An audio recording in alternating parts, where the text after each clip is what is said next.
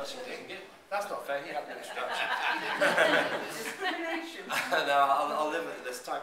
Actually, I have to say, first of all, in praise of Mark Hunter, you won't necessarily know this, but me and Mark tend to be very aligned. We whinge at pretty much the same time in parliamentary party meetings, at the same people, about the same things. By and large, unfortunately for you, Mark Hunter is actually a socialist. And I praise him for that, actually. I hope this isn't being recorded too. I'll go straight down to Clegg, and then I'll have to sit in the front row for his speech. Anyway, moving swiftly on, I came here by train, actually, for the conference, and I got the first train in Newtown in Paris, where my constituency is. It was actually right to the minute, and I got to Birmingham, it was bang on time. There was a short change there, and it was absolutely on time as I was writing my notes for this when it came into Bournemouth, and I thought to myself, oh bugger, because it kind of blows my argument out of the water. But I'm sure Mark was at the controls there to make sure that this particular train was on time. My case, my argument, and Mark has accurately and loyally put the case, I think, for where current party thinking is. My argument today is, first of all, that as a liberal and democratic party, we're kind of a bit scared sometimes of looking outside the box. And yet, if we were more willing to look outside the box and say the scary things, then the public would say, actually, they've got something there. And one of those, I think, is the case for renationalising the railways. So Mark's right. If you do it the wrong way, this is horrendously expensive. And to do it as a romantic throwback to the good old days when instead of being made late by private companies, we were made late by the state, is not a good reason to do it. But if, on the other hand, we look at it as a serious alternative, on rational grounds, it could be we have something here which would be tremendously motivated to the public, but more to the point, a far more logical way of building a reliable infrastructure which achieves environmental, social and economic goals for our transport system. Now, vertical fragmentation, or the so-called wheel-rail split, means that all parties involved in the managing of trains must agree to get anything done. And any MP will tell you that when there's a problem like with those crossings and so forth, you basically have to sweat blood to get anything changed, because the rail franchise is concerned about delays, and the network rail, which basically is nationalised, you must remember, has to be beholden to negotiating the cost of that and everything that goes with it.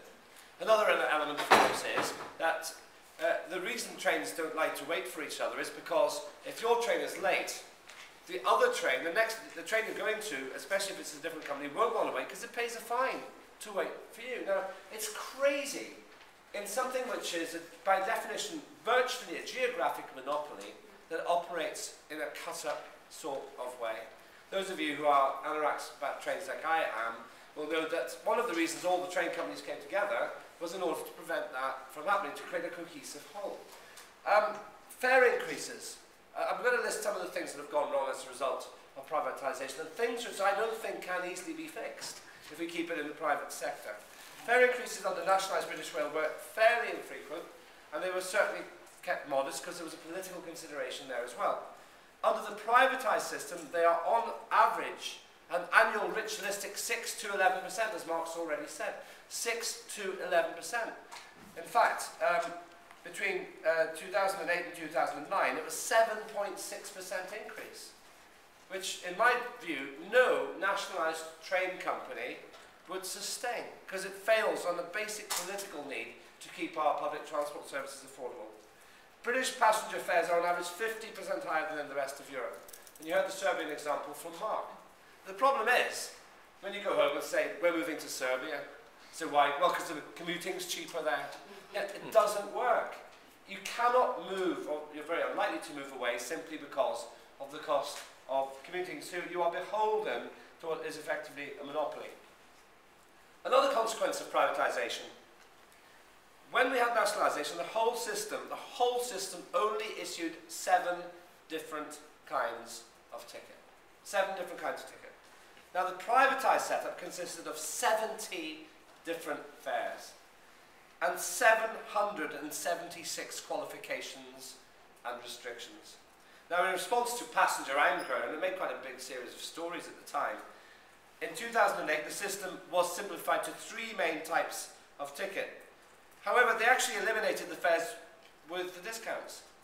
So it actually ended up costing us more, even though theoretically it's simpler.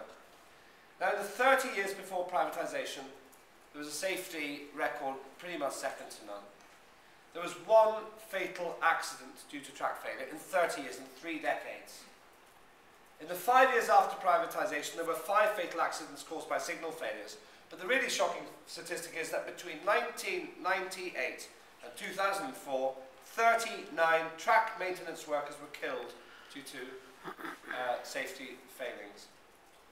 Now, in my judgment, no one can argue that the British rail system was more dangerous, and I don't think the health and safety issue is the main one, but it does indicate something more underlying about the quality of maintenance and the standards which are being enforced there. Now let's talk about the money. Does the privatised system pay for itself? No, it doesn't. Those of you who know the statistics will know that today the government is still subsidising the rail service. If my figures are correct, and Mark certainly correct me if I'm wrong, I believe it's £5.6 million a year. And that's about 50% of the operating costs. So what does it mean to have a privatised system? When we're putting more money into the system than when it was under nationalised control. Now, what about the reliability of the system for us as passengers? There are more than 1,000 track and signal breakdowns every week. The price hikes and fares resulted in a 30% increase in Wales. And I've already mentioned, so Mark's already mentioned the differential compared to the rest of Europe. So I don't think, even though we have those problems and an inferior service compared to many of our European friends, we're not getting it on the cheap. And we're subsidising half of it at the same time. Now, in terms of reliability, things have improved. 90.6% of all trains ran on time in 2008 to 9, and that's a small increase. But if you think about it, I think it's an incredible world where we live. As a first world country, when we're willing to accept that 1 in 10 trains are more than 10 minutes late. For comparison, in Japan, which was nationalised for a long time and it was privatised in 1988, because it's run as a single unit, and that's one of the important debates, I think, in Japan, the accumulative delay, that's if you add up all the hours and seconds and minutes and everything of all the intercity trains in the whole of Japan last year, the cumulative delay was 8 seconds.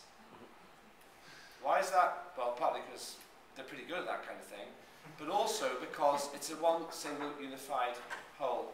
And the track and the rail, as far as I understand it, is operated as a strategic unit. This is one way, if you ask me a lot of questions, I wouldn't be able to answer them because I'm only beginning to look at the Japanese experience. But what it already tells me is that one fundamental element in all of this is if you look at it as a cohesive whole, then you can make breathtaking performance statistics like that. In Germany as well, once again, now the market actually uses this against me slightly, but Germany once again has gone a way of taking a holistic approach towards maintenance. One last scary statistic. One of my problems in my constituency is that quite a lot of my housing estates back onto the railways. And while Network Rail is now trying to improve that, there are still, this is still a terrible legacy of underinvestment in those fences and exclusion partitions to try and stop people getting on the track. In 2008, there were 28 fatalities, including trespasses and suicides, on Britain's railways. So I reckon that the record of the privatised system simply doesn't live up to £5.6 billion a year of our money. So what's to be done about that? Well, Mark's absolutely right that we can't just go and buy it back. So you have to do it right. I would suggest, as in the Welsh Liberal Democrat policy, that we actually allow the franchises to return to public ownership when the time comes. Now, there's nothing on earth to prevent us from doing that. It's not an overnight thing, but I'm not looking for a great rebellious 24-hour statement on this. A smooth transition back for 2 reasons. Number one, I believe that's affordable. And number two, and perhaps even more importantly, if the entire industry knows that's where it's heading, then the culture will change overnight, or certainly within a relatively short time.